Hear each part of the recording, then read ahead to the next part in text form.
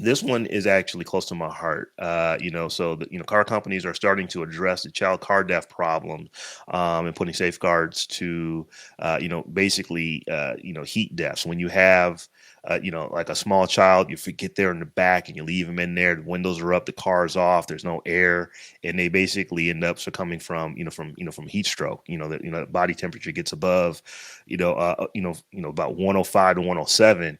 It you gets know you hot. you're in Yeah. you're danger zone. And kids overheat significantly faster than larger children and adults do. So I said this is close to me because I actually had a neighbor, and it wasn't like this was like an unattentive neighbor or anything. What was happening was that kids were playing in the car. Older kids, they might have been 8 or 9, and they had a younger brother. Younger brother got in the car, fell asleep in the back. Everybody's out doing whatever it is they're doing until, hey, where's your brother at? And they go and they get him. Now, fortunately, the good part of the story is that, well, this young man, actually, he did live, but he had a heat stroke and he had problems for a while after this. It actually, he had so many issues because, of how long he was ultimately in the hospital for, that he ended up not, like I said, I think he was like maybe 3 or 4 when this happened. So he's supposed to go to kindergarten like that following year. He actually wasn't able to go because he was in the hospital for, it seemed like he was in the hospital for months after this because he was in a coma. There's just all these things that happened because he overheated. So I know that this happens. But it looks like you have a few car companies that are saying, nope, we can put technology in the car that can prevent this and notify you. So why don't you tell us a Well, little the, bit about the story here? what the problem is, they're not voluntarily, apparently, according to this story, car companies are not voluntarily saying, "Oh, we're going to come out with the newest technology to prevent kids from dying in cars due to heat, due to whatever the case may be." It seems like they are being dragged into this. Let me find this. Let me find the story I wanted to. This person I wanted to quote. Basically, she was like, basically the lady said, oh, where's this store? Where I should have wrote it down. Okay, it says cars remind you to check your tire pressure, to shut off your lights, to take your keys, to really end these terrible fatalities. We have to be able to detect when there's a living being locked in a vehicle and alert anyone who can to come to their aid. So this lady, her name is where's her Jeanette Fennell. She is the founder and president of Kids and Car Safety, a nonprofit dedicated to preventing injuries and death to children from vehicle related incidents. Fennell has been ringing the alarm for hot car deaths for more than 15 years. And she Hmm. quotes herself saying, "We have begged the auto industry to do something," she went on. "It's an uphill battle, but we're on the cusp of things that need to happen." So what struck me as interesting is you got all kind of alerts when the tire pressure is low. You got a daggone alert on some cars when the gas tank, the the cap is open. It sends off an Hmm. alarm. When your traction control, we have this problem in our car. When our traction control is acting fuzzy, we get all these alerts on the dashboard. Traction control is turned Hmm. off. Monitor your brake system. All these alerts, for things that are geared towards safety, right? But when it comes to something like this, because this is not just a random occurrence. An average of 38 children die every year in hot cars. This year, we're maybe half of that, but again, we got half the rest of the half of the year to go. 14 um, children died in car deaths. So this is not just a random Yeah. thing. And that's enough.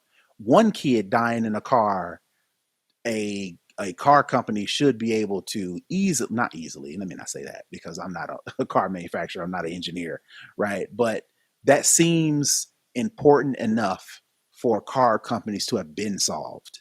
And the fact that they're still being dragged along when you got sensors for everything else, it sounds like to me that car companies don't want to be liable, because if they come up with a sensor or they come up with a system that alerts, that's supposed to alert you when your kid is in the back seat, and that don't happen, and then something happens as a result of that, lawsuits, lawsuits, lawsuits. So to me, it sounds like car companies like, we don't want to be responsible for coming up with a system that may fail to where a kid dies, even though accidents, seatbelts, uh, all these other things. It's like, yeah, we don't want to take that far. So it seems like the liability they don't want to get on board with, so they're kind of dragging their feet. That's just me though. So, so the liability part I didn't think about, but you're right. That's probably a huge reason why. But here's the other reason: it's only 38 children a year. So they're Um, good with that number. so I don't.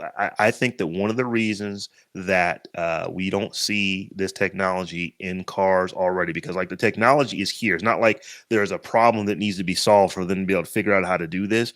They know exactly how to do this. They're they can put sensors in the cars that would detect even a Weight in heartbeat the of a seat. small child. Yeah. Right. Uh, slight movements. It can Hmm. be done.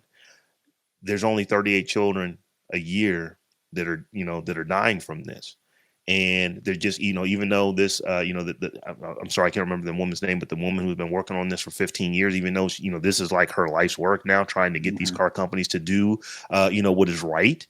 There haven't been enough people to say, yeah, we really need this in the car. Because here's what will happen: your car's going to cost more when this gets in there.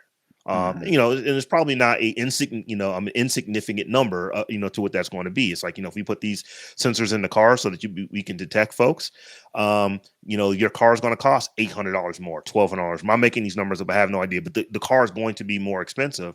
And I think that the companies, because they measure and they survey everything, is the problem, enough of a problem that we need to actually add additional cost to the car, and our consumers are going to continue to pay for it, without complaint. Why do you have sensors that tell you when your gas cap is open? Because enough people have complained about that being an issue that the company said, okay, let's go ahead and put this in and charge them a little bit more for that. Why do you have when you're when you're not suspension, but what did you say? Your traction system.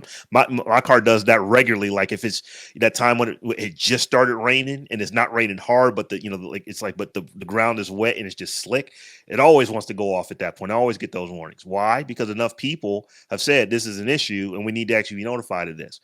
To this point, 38 children enough, or 38 children dying a year has not been enough to make the American public say this has to exist, in cars. And the ways that generally happens is that, it wasn't people saying you need to have seatbelts. It was the government that said you had to have a seatbelt. It wasn't people saying we really need to have airbags. It was the government saying that you need to have airbags. So this may be a thing to where, you may get a car company here, a car company there that just does it, but I think it's probably going to be more of a thing of where the government says you need to have these kind of sensors, in your car. I remember a few years ago, someone had a Tesla, had their dog in the Tesla. A good Samaritan saw the dog in the Tesla. It was a hot day, busted the window out, didn't realize that the air conditioner in the Tesla was actually running, and the dog was just fine. So I know that what Tesla did, they added, I think it was called like, is it dog mode or something like that? To basically on the big screen, it actually says that, the air conditioning is running. Here is the temperature, so that people don't bust out the windows, because you don't hear an engine running in a Tesla. If you were to get close to it, you could actually hear that there is you hear the air conditioner blowing, but it doesn't sound like an engine running. So that was something that they put in there just because I guess there's a lot of Tesla owners who are dog owners and say, hey, I don't want that happening to my Tesla. I don't want to have, Fido in the car and somebody bust my windows out because they didn't realize that I actually had air in there. So they actually did that. Tesla felt that it was a big enough issue. Will other car manufacturers feel that it's a big enough issue to actually put sensors in the car so they can detect whether there's a children that a child that you just forgot that you left in the back seat, or you didn't even know was in the back seat. They got in and you didn't know they were there. We hear about those things. We know, like I said, it's 38 times a year. It's probably more of a regional thing, but when you do hear about it, the first job is, well, those are horrible parents. And a lot of times it wasn't really the parent. It was like the child got in the car. The parent didn't even know they were in the car. That's that, like I said, personal experience, from when I was young, that was the case. It was the child got in the car on their own, fell asleep, and just no one realized until after they were suffering a heat stroke that he actually was in the car. So I think these sensors would be great, but are people going to push to actually get those things to come? Because they will cost money.